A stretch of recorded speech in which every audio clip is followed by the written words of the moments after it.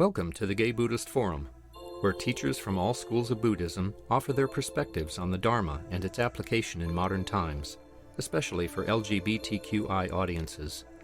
These talks are offered freely to the world and made possible by appreciative listeners. If you would like to support our efforts to share the Dharma with underserved audiences, please visit gaybuddhist.org. There you can donate, find a list of upcoming speakers, or enjoy many hundreds of these recorded talks dating back to 1996. Great. Well, it's great to have people coming in from all over the world. Zoom is wonderful in that way. It gives us a way to connect even when we're physically far apart.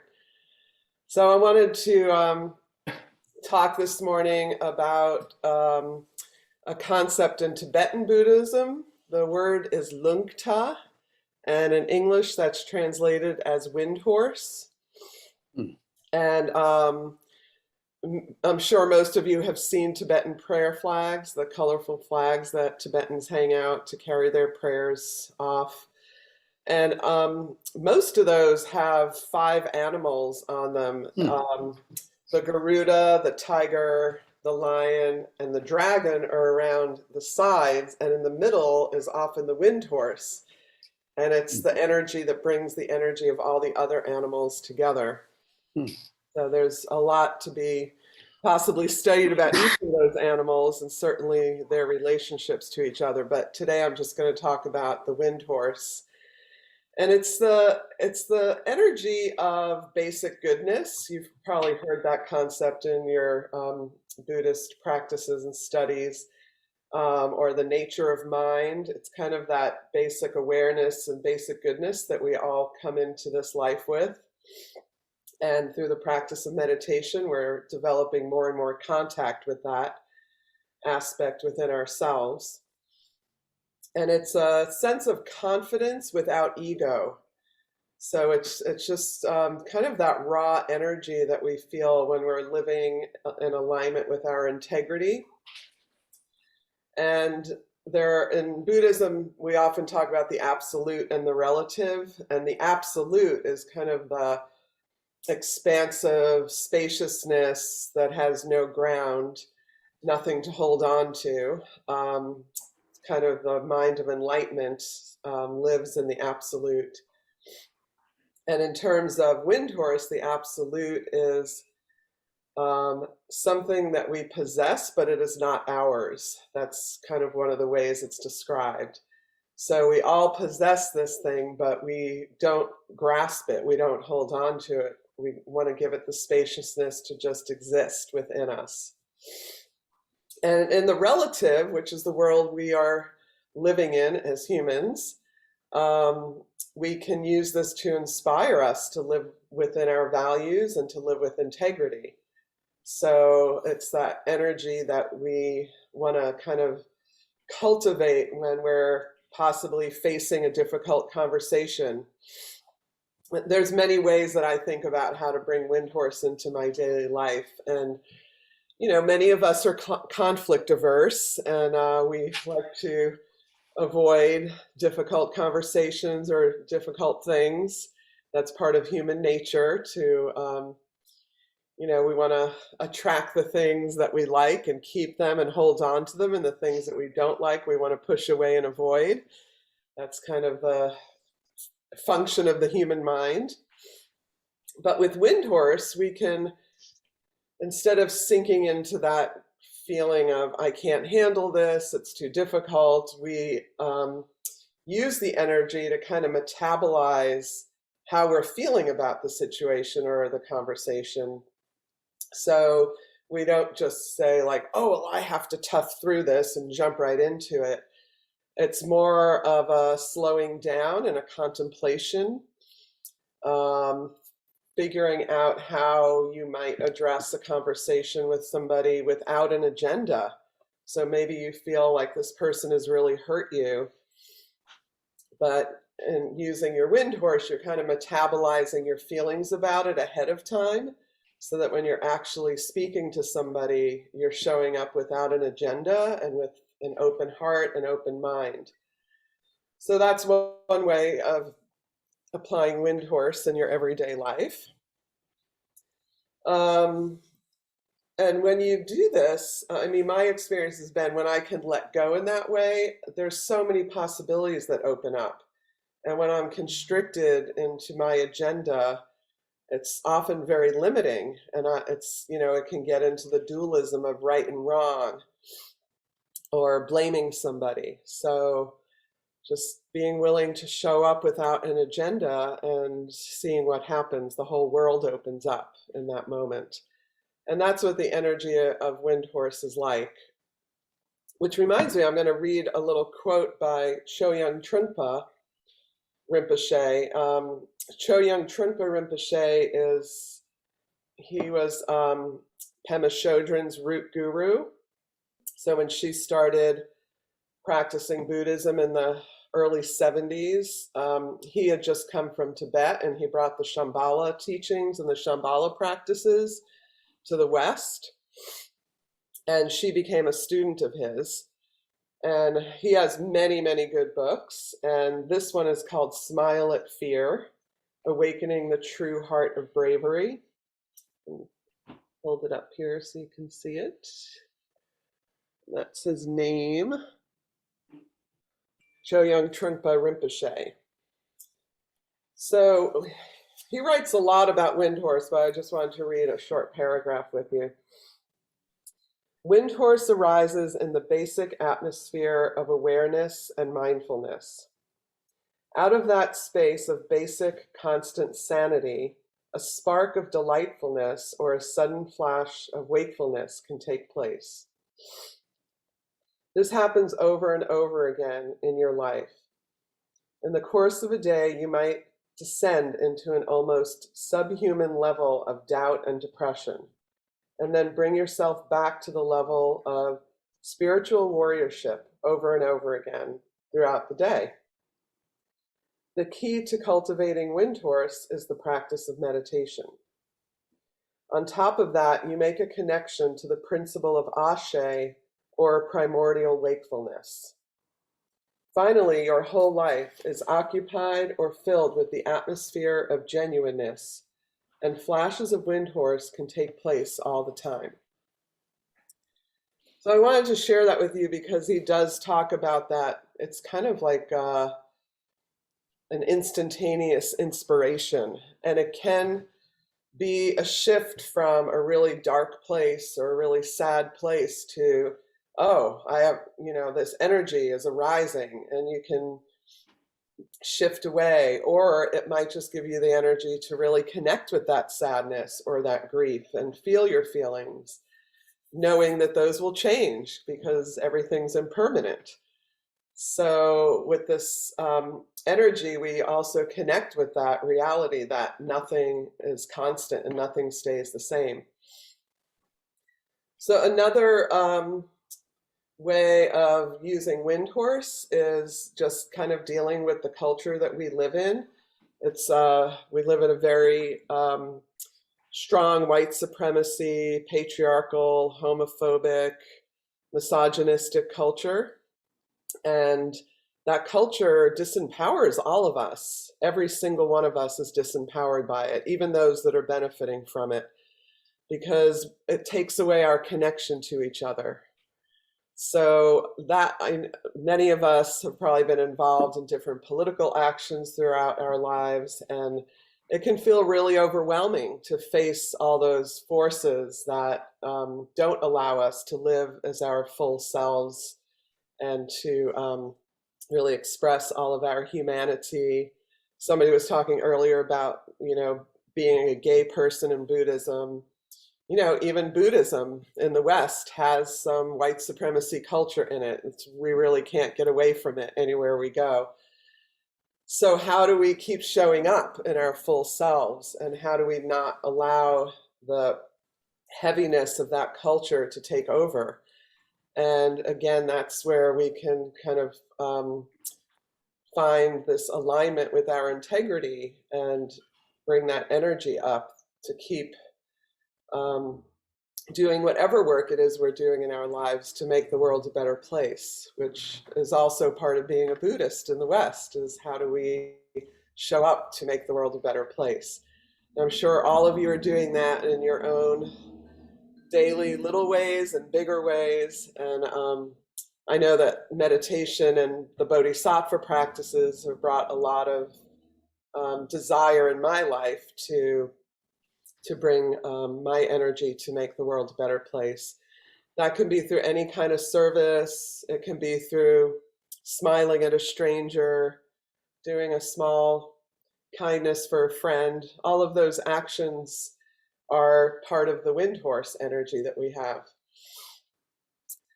And another practice that I love that I think helps with wind horse is Tonglen. Some of you may have heard of that. That's a practice of breathing in suffering and breathing out relief. And there's whole books written about it, so I won't go too much into it. But I know, I'm sure all of us feel overwhelmed by the suffering we see around us at different times in our lives, even if it's just walking down the street in San Francisco.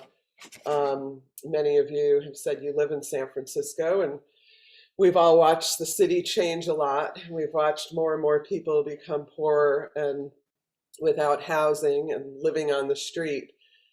And I myself feel really overwhelmed by the suffering I see going on around me. And I don't often feel like there's much that I can do.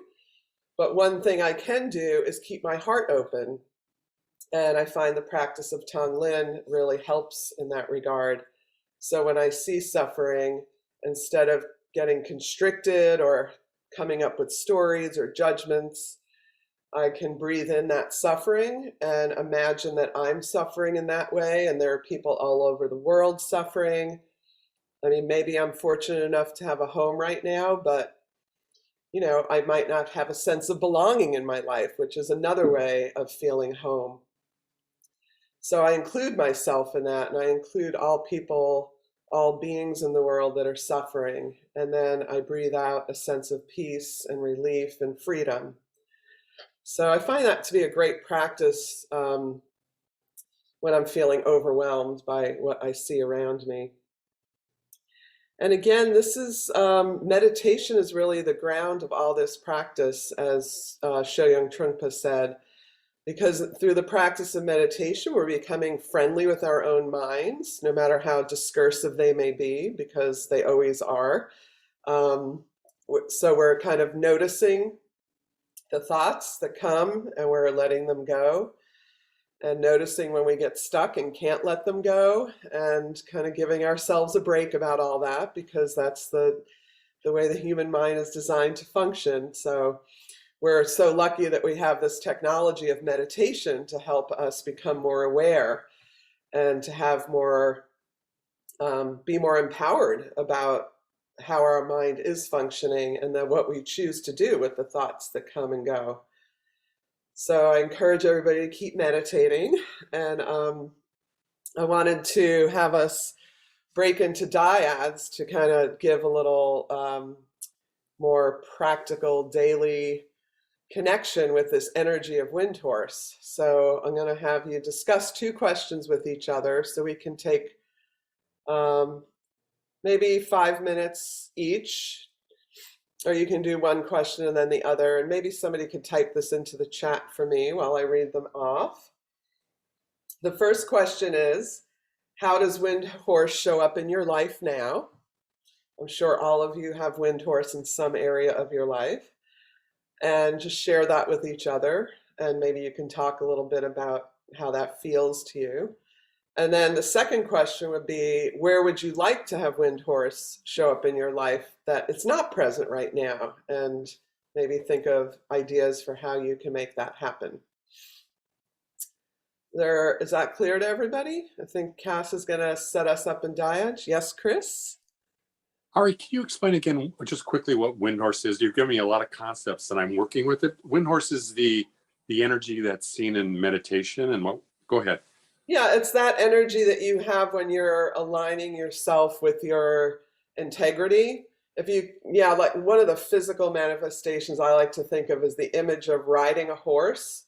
When you're riding a horse, you have to sit very upright and kind of engage your core and your legs, if you really think about it from a muscular perspective. And what does it take to bring all that together and to stay upright in your integrity? Okay, great. Thanks. And I'm happy to be in one of the dyads if that's needed.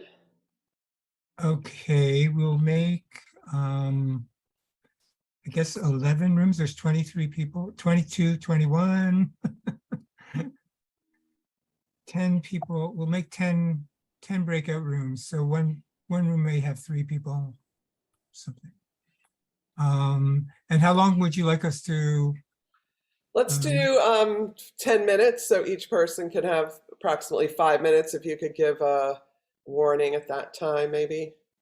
Okay, I'll try. Last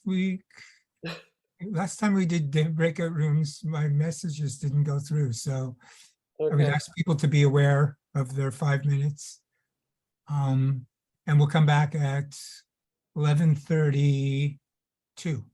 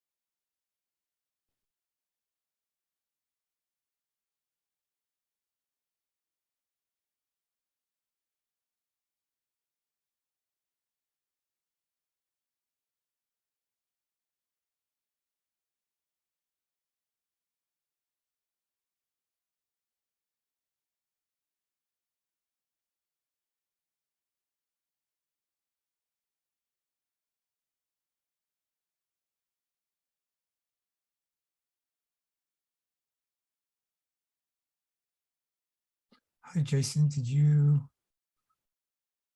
jump out of your room?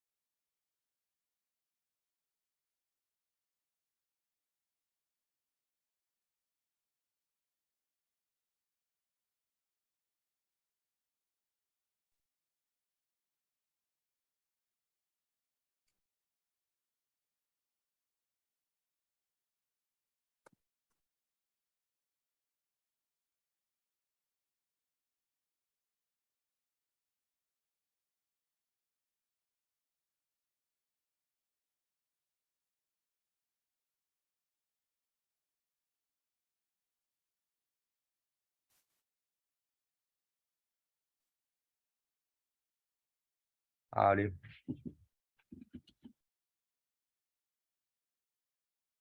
Mhm.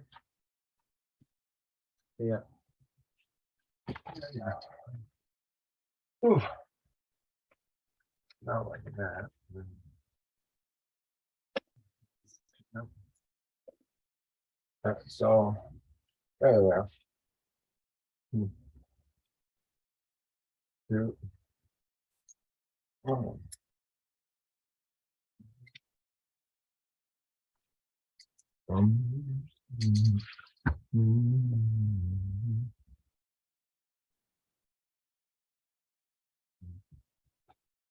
Oh no, yeah, that's good.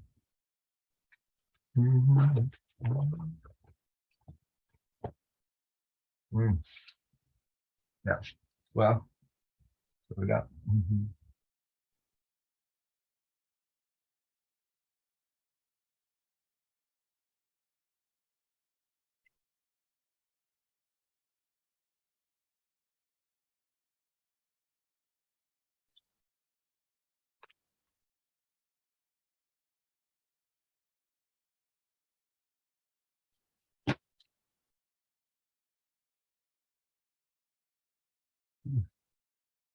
That's so funny. Yeah.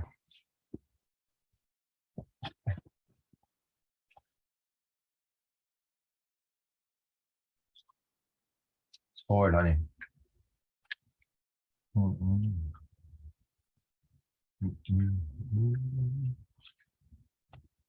Yeah, well, how are we doing? Yeah. Esatto. Yeah. Yeah, we're doing it that way. So, this here. No. No.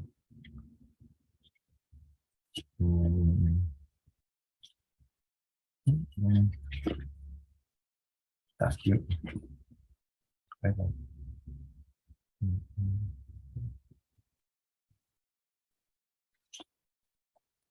Oh wait, yeah.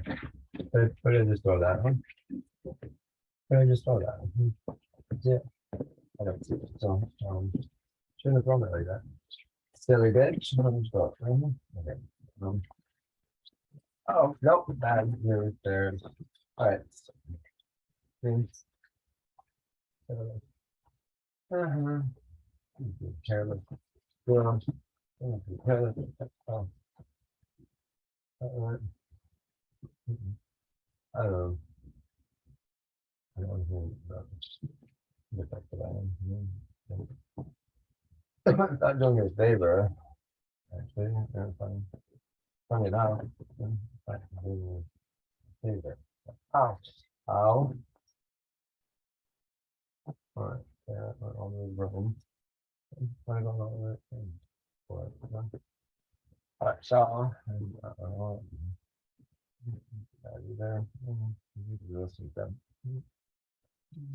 Okay. No, you can. Looks like we're slowly coming back.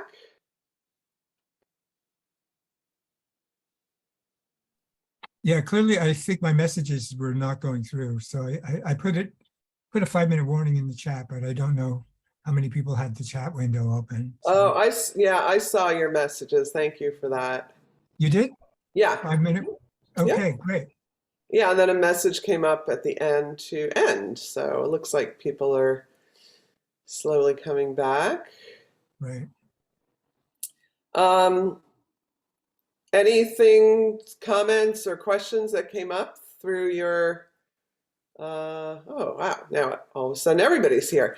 So I hope that was useful, and I wonder if any comments or questions came up. We have a few minutes I can answer questions or just hear comments.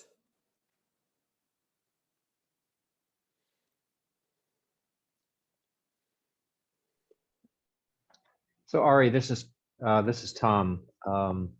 Thank you for such a rich topic. I admit that I confess that I joined about 5 minutes late, probably when you were defining Windhorse. So I appreciate the little refresher right before we broke out.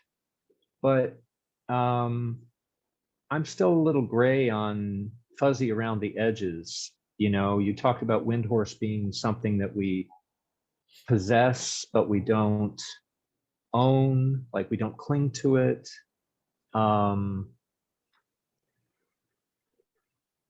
Could you just say a little bit more about how when do I experience this? In meditation, in daily life, all the time? Yeah, thanks for the question.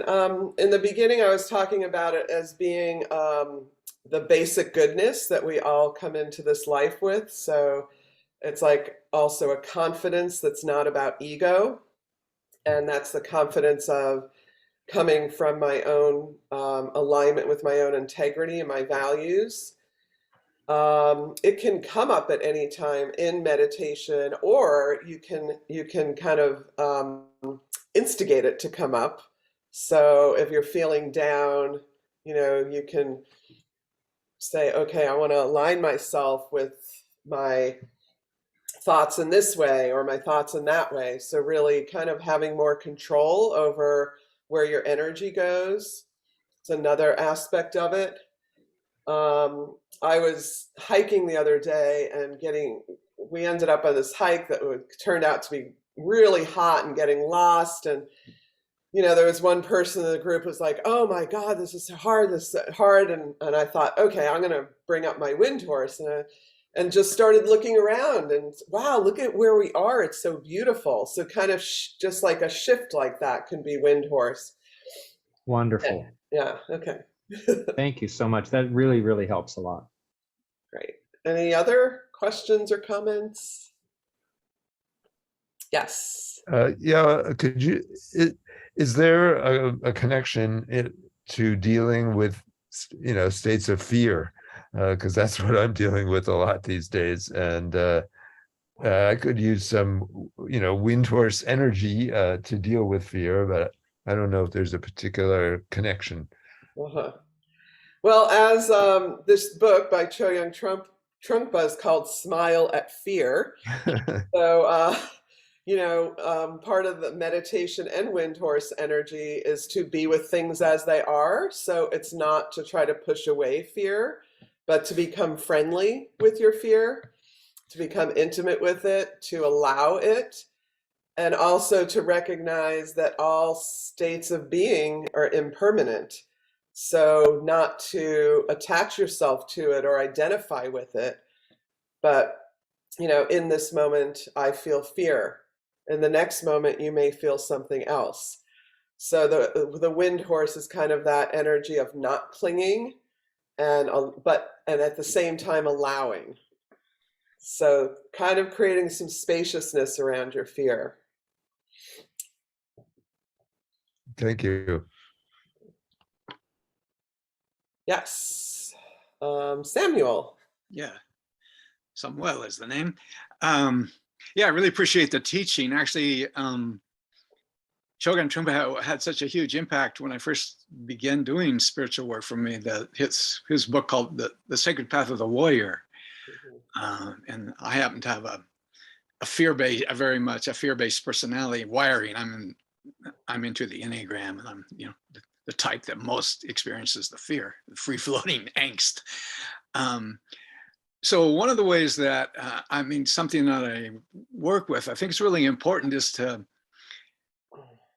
like I think about it as the energy of presence that's here, that we are, and it gets cut off by our stories and all the tensions of the habitual habits of our personality. And so particularly with fear, to drop, is to catch myself in the story and just to experience it as this raw energy. And a lot of times that there's the conversion, then there's a shift there, and it just feels like, oh, this is the life force that's coming through me, And if I can relax from all of the my aversion to it, my thinking that it's painful, and just actually get into the flow of it, and that this is a really wonderful energy when I can relax and let it come through. So a couple of comments from me.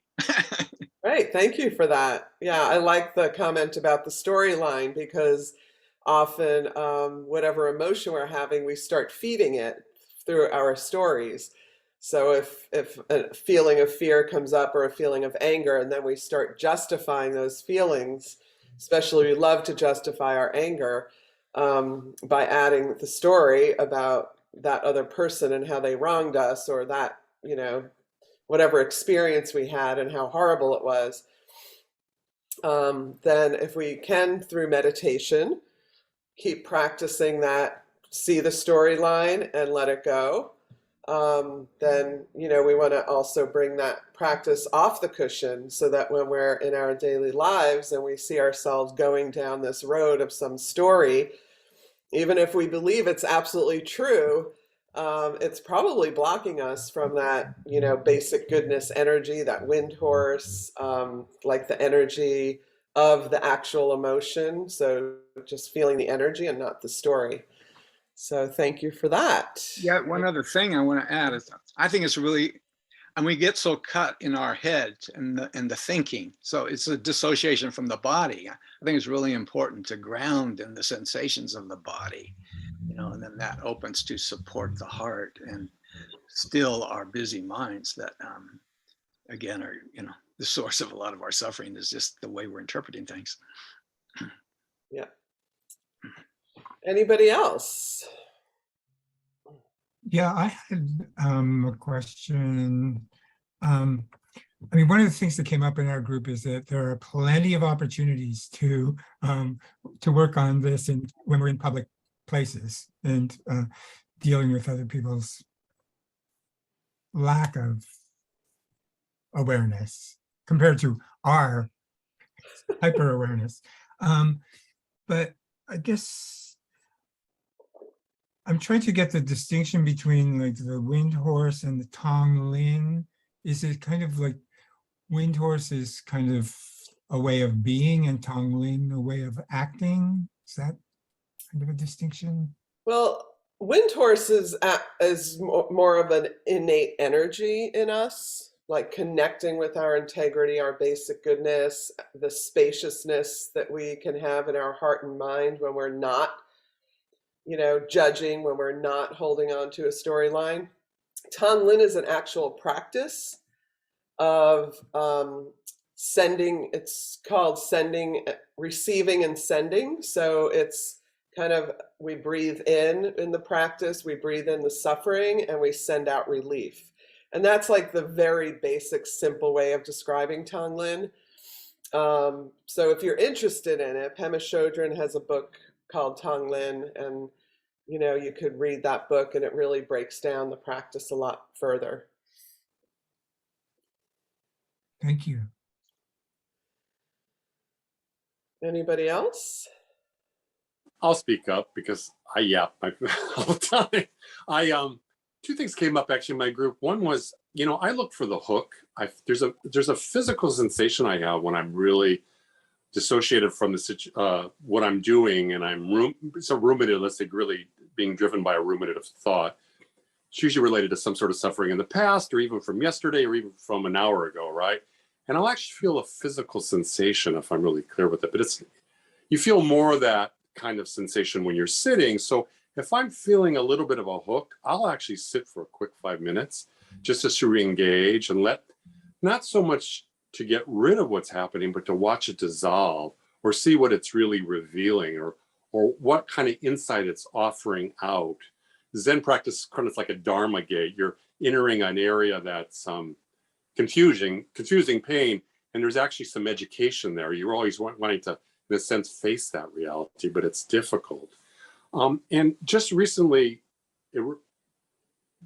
just reminded me, and I was talking in my small group, that I watched the whole week long of Thich Nhat Hanh's dying and his cremations and stuff. It was very, very intense and very interesting to watch and listen to his practitioners.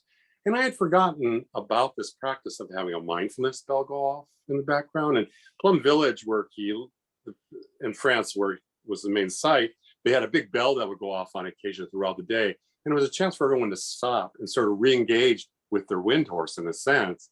And so I often will, if I'm especially having some troublesome times, I've found that if I set my phone to go off like every 30 minutes with just that little ding, or arbitrarily through the day, it really allows me to remind me where I am right now. Where am I? What's my intention? You know, what's my deepest concern? If I'm having a difficulty and I really want to do a practice, I could sit down and do Tonglen for 5 minutes just to get it flowing again. And Tonglen's great. It does it's like you're getting your operating system gets turned off in zip the other day, because we usually push against that with people, bringing in people's pain. We're usually pain our own or others. We're always kind of pushing against that, and just allowing that little reversal gets everything to move around your nervous system. We're just going to offer that out. Thank you. Thanks, Ari. This has been great. Thank you, Chris. Yeah, it's a good reminder. I mean, why do we practice meditation? It is to become more mindful. So there are other techniques for mindfulness, like the mindfulness bell, and just stopping in your tracks for a minute, sinking into your awareness, getting underneath the storyline to see what's really there. So all of those are great reminders. Yes, thanks. We have time for one last comment, I think, or a question. Anybody?